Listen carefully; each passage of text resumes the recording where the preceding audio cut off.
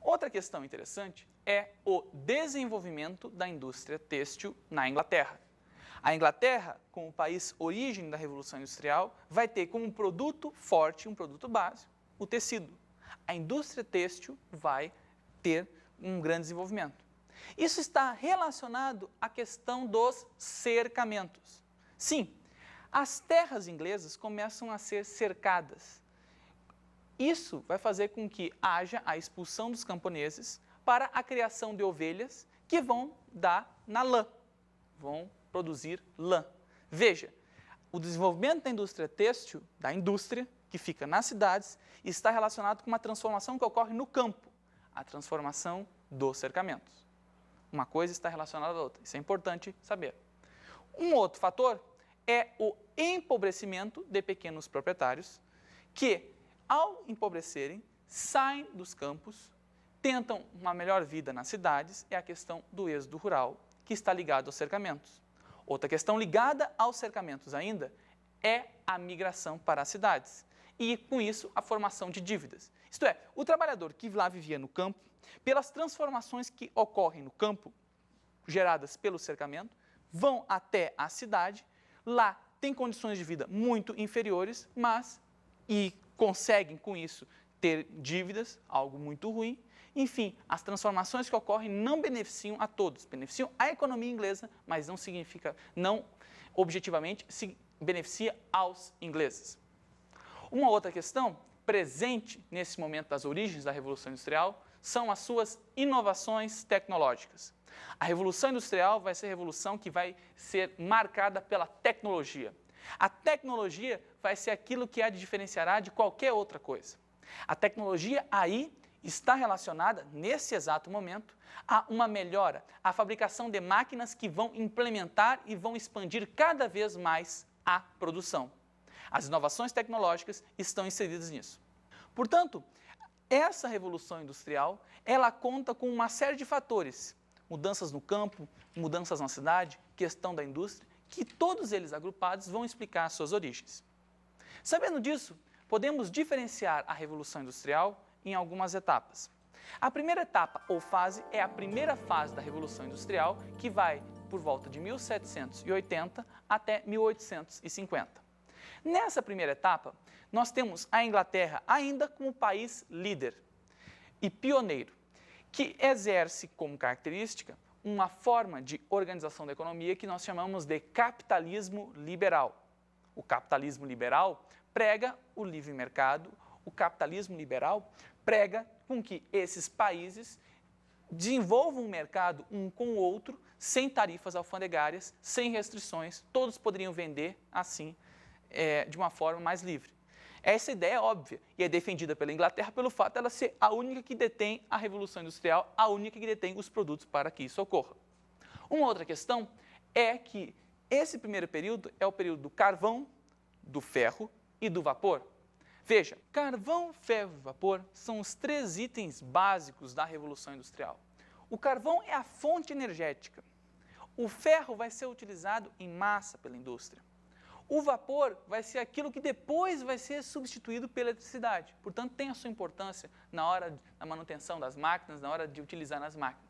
Esses são os produtos, são as características dessa primeira Revolução Industrial. Uma outra característica é a produção dos bens de consumo, isto é, bens que são são produzidos para serem consumidos. Por exemplo, tecidos. Nós vamos ver que isso vai mudar a partir da segunda Revolução Industrial, mas bens para serem consumidos. Uma outra característica são as péssimas condições de trabalho. Veja, péssimas condições de trabalho que o trabalhador se submete trabalhando 12, 14, 18 horas por dia. Essas péssimas condições são características dessa primeira etapa, em que há uma exploração muito forte da questão do trabalho. Nessa época também, os trabalhadores viviam com uma outra concepção de tempo, uma outra noção de tempo. A partir da Revolução Industrial, o tempo vai ser visto de uma forma diferente. Vamos ver uma enquete a respeito disso. Me contem uma coisa rapidinho, pode ser? Sim! Então, peraí, vem cá. Quantas horas vocês trabalham por dia? 8. E você? 8. Trabalho 7 horas. Trabalho 12 horas. 12 horas? 12 horas. 8 horas por dia. E você? 8. Você se preocupa em relação às horas de trabalho? Muito, muito, muito. Porque eu também quero ter tempo de lazer. Quero trabalhar e ter lazer ao mesmo tempo. Por isso, já pensou em trabalhar 18 horas por dia? Ai, é horrível, eu ia ficar totalmente estressada e doente, eu não ia aguentar, porque eu não ia ter minha família perto, não ia ter os meus filhos curtindo, então ia ser terrível, eu ia pedir demissão. Não ia dar pra aguentar, não. Não daria, de jeito nenhum. Nem pagando bem, muita hora. Não ia aguentar. Ah, não tem como. Possível. Mas você aguenta 12? Não aguenta. Você aguenta 12 e chega em casa morta. Não tem como mesmo. Impossível uma pessoa trabalhar 18 horas por dia. Não é questão de aguentar, né? Mas você não pode só trabalhar. Tem que viver também, né? 18 horas por dia é muita hora. Só ia trabalhar e dormir, né? É, dormir pouquinho ainda. Não trabalharia. Não trabalharia. Nem por muito dinheiro eu não trabalharia. Não, porque a qualidade de vida ia descer bastante. Não, meu trabalho assim é bem calmo, assim, gosto do que faço. Legal. Dá pra levar 7 horas por dia na boa. Tá boa, assim, sem estresse. Eu já trabalhei. 18? Não, 12, Direto. direto. Saía de um e ia pro outro. Muito puxado, 18 nem pensar, nem né? pensar. Eu entro às 8. Saio às 8 da noite. 15 minutos para horário de almoço e 15 minutos para horário da tarde. Veja, é a partir da Revolução Industrial que nós temos uma nova concepção de tempo. A preocupação com a regulação do tempo é tão forte com relação aos trabalhadores. Sim, essas péssimas condições, ainda por cima, eles têm que se submeter a condições de horários muito restritos, que fazem com que essas concepções que estavam nas fábricas se espalhem pela sociedade. É por isso que a questão do tempo, do relógio, é uma característica da Revolução Industrial. A ditadura do relógio, tudo marcado com o seu devido tempo, o seu horário de almoço, o seu horário de descanso, o seu horário de trabalho, isso vem a partir daí, de uma normatização que os trabalhadores deveriam seguir e que agora se espalha e se difunde pela sociedade. É por isso que existe uma coisa chamada pontualidade britânica. Isto é, os ingleses são sempre conhecidos por serem pontuais.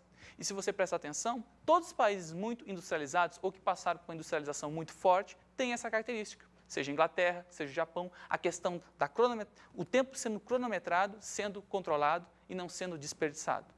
É algo que vem com a Revolução Industrial e fica para os dias de hoje. Uma outra fase da Revolução Industrial é a Segunda Revolução Industrial. A Segunda Revolução Industrial é quando a revolução se espalha pela Europa.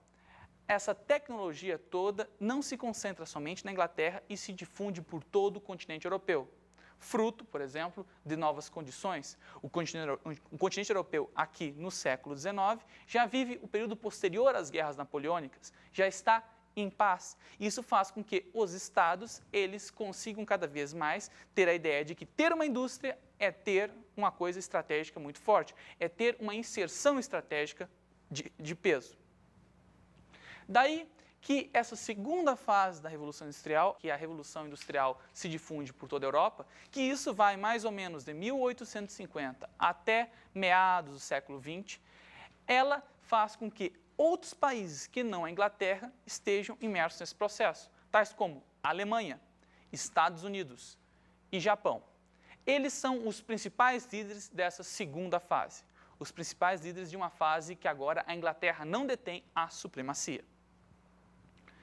Essa segunda fase ocorre a formação daquilo que será o capitalismo monopolista, a formação de grandes monopólios, de grandes concentrações de riqueza, de grandes buscas de mercado, aquilo que vai redundar no imperialismo.